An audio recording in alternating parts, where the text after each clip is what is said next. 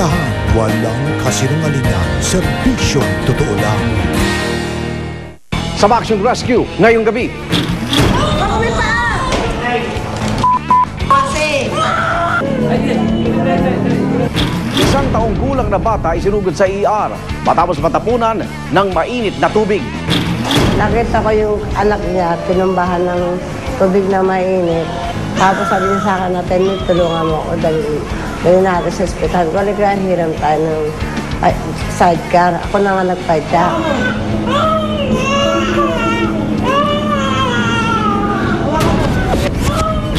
Isa pang sanggol, nahirapang huminga matapos mabulunan.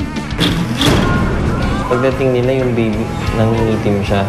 Yung nanay niya parang nagpapanik talaga yung mother kasi nangingitim yung baby.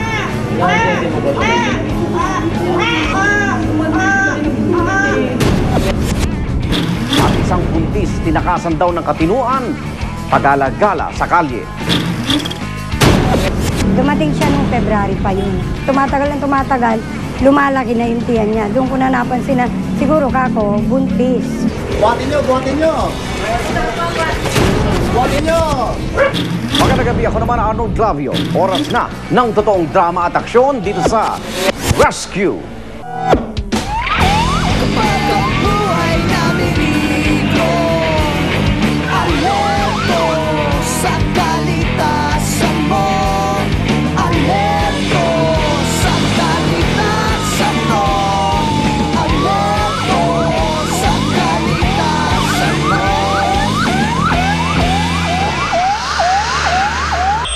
Dalawang musmos ang naabutan namin sa isang ospital sa Tondo.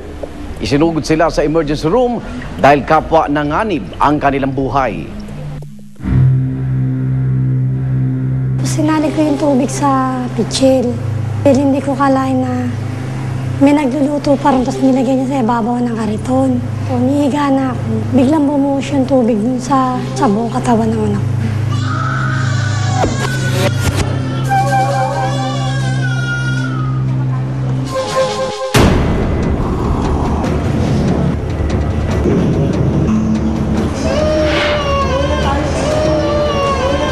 Nakita ko yung anak niya, tinumbahan ng tubig na mainit.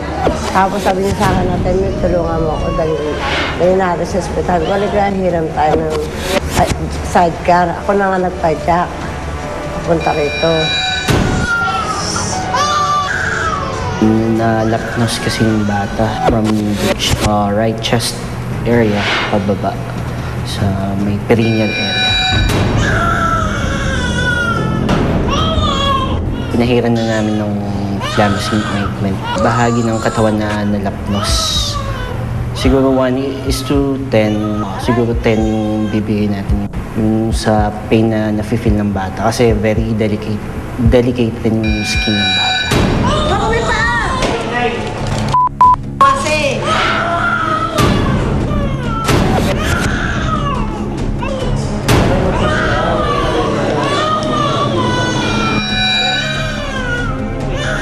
Umiyak ako, sumigaw ako, humingi ako sa klodo.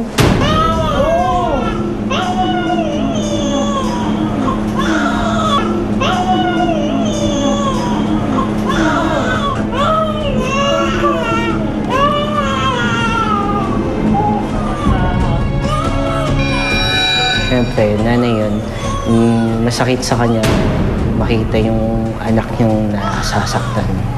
So, parang may guilt feelings rin yung nanay sa nagawa niya. Pero which is aksidente naman. So, hindi naman siguro niya sinasadya yung pangyayari. Wala na po. Wala na. So, right chest yung affected sa bata, 19%. Yung bahagi ng katawan na affected sa kanya.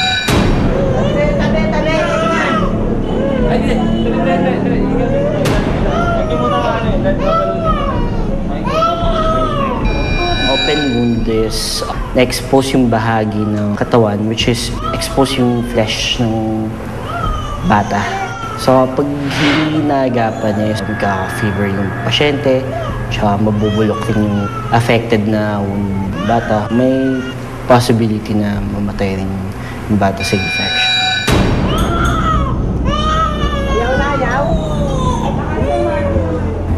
After mabalutan yung bata, bigyan na siya ng swero, niya skin test ng mga antibiotics na ibibigay. 1-year-old pa lang yung bata. Nagsisimula pa lang develop lahat ng mga organ niya, mga tissue. Usually, it takes 1 to 2 weeks bago gumaling yung sugat ng bata.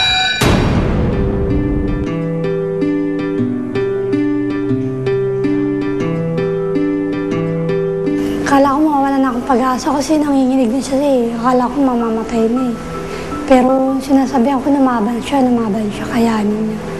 Ayun, buti na lang yung kaibigan ko nandyan. Wala akong kaibigan, walang tutulong sa akin magtakbo sa ospital.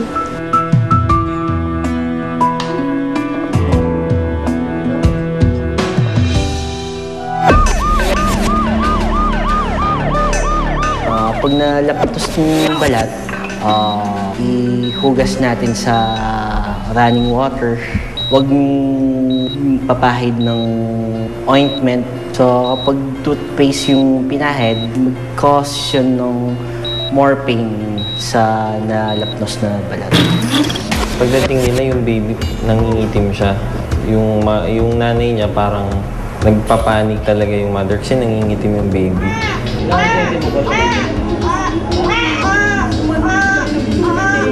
Dumating siya nung February pa yun. Tumatagal, lumalaki na yung tiyan niya. Doon ko na napansin na siguro kako, buntis. Buhatin nyo, buhatin nyo! Buhatin nyo! Ang naging problema lang namin, nagsisigaw siya sa loob kasi ang nasa loob ng tiyan ko patay na. Tinusok daw ng alambre yung bata, sabi niya.